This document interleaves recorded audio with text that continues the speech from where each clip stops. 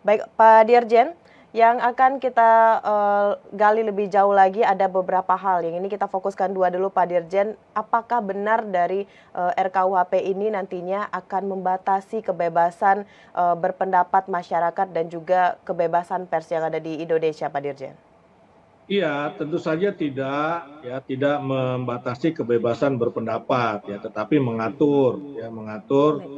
eh, perbedaan pendapat tersebut ya. Juga tidak mengatur kebebasan pers.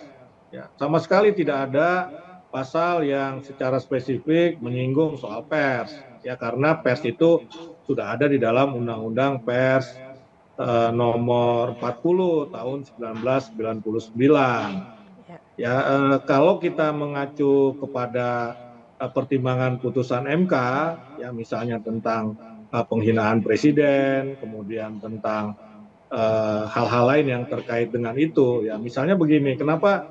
Ya kita kan harus paham juga beda antara berpendapat, mengkritik dengan menghina, kan begitu.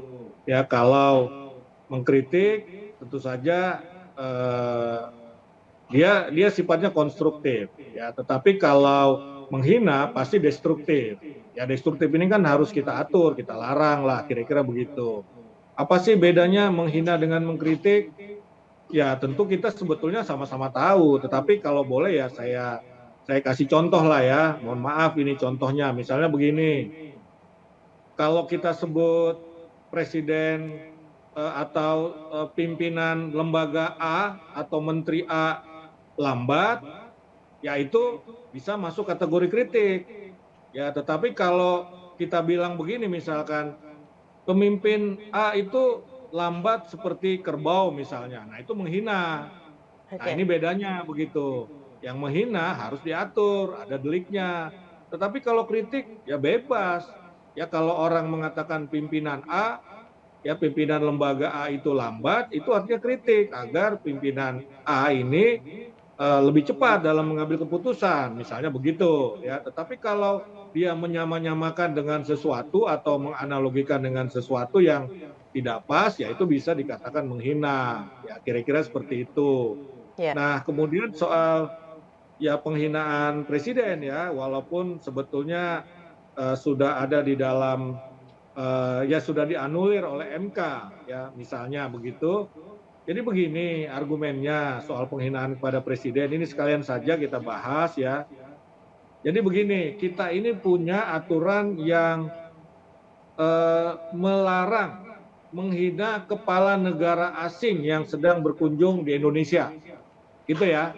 Itu ada itu aturannya. Nah, logikanya kan lah kepala negara asing saja kita atur begitu, tidak boleh menghina. Masa kepala negara sendiri ini nggak boleh kita atur bahwa tidak boleh menghina kepala negara sendiri. Satu itu ya. Kedua, sekarang ini kan presiden dan wakil presiden ini dipilih oleh rakyat. Ya, sebagian rakyat memilih presiden terpilih itu. Yang dipilih, yang menjadi presiden pasti yang dipilih oleh sebagian besar rakyat kan begitu. Ya. Artinya apa? Presiden tersebut punya konstituen, punya pendukung, begitu kan?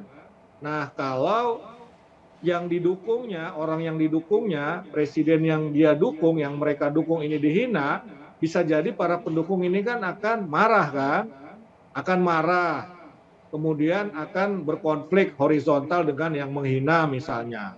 Ini kan tidak baik kalau terjadi konflik horizontal antara rakyat dengan rakyat, antara pendukung eh, presiden dengan pendukung taruhlah yang lain begitu kan. Hmm. Ini kan tidak baik. Jadi pasal penghinaan presiden ini sebetulnya disebutkan atau diatur di dalam KUHP ini adalah untuk menghindari konflik horizontal.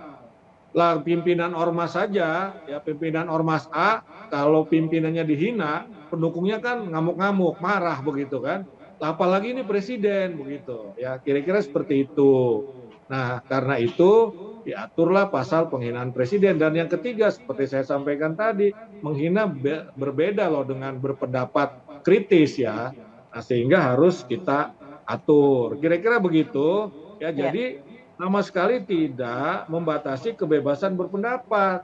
ya, yang kritis sekalipun. Yang tidak boleh itu adalah menghina, ya, menjelek-jelekan, kira-kira begitu, menyamakan dengan sesuatu yang memang tidak sama begitu kan.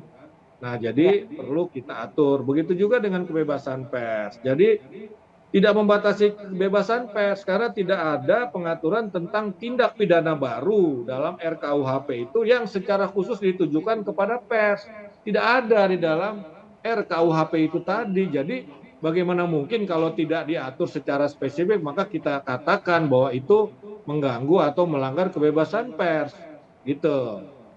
Baik Pak Dirjen, menurut contoh dan juga penjelasan yang Bapak sampaikan tadi, bisa kita simpulkan bahwa tidak benar bahwa dari pasal 218 itu dinilai mengaburkan antara kritik dan juga penghinaan dan juga mengaburkan antara presiden sebagai kepala negara dan juga presiden sebagai individu. Semuanya telah diatur dengan jelas dalam RKUHP tersebut. Baik Pak Dirjen, setelah ini kita akan terus bahas lagi mengenai beberapa tindak pidana yang menjadi kontroversi juga dalam RKUHP. Namun kita akan Ya. jeda pariwara sejenak.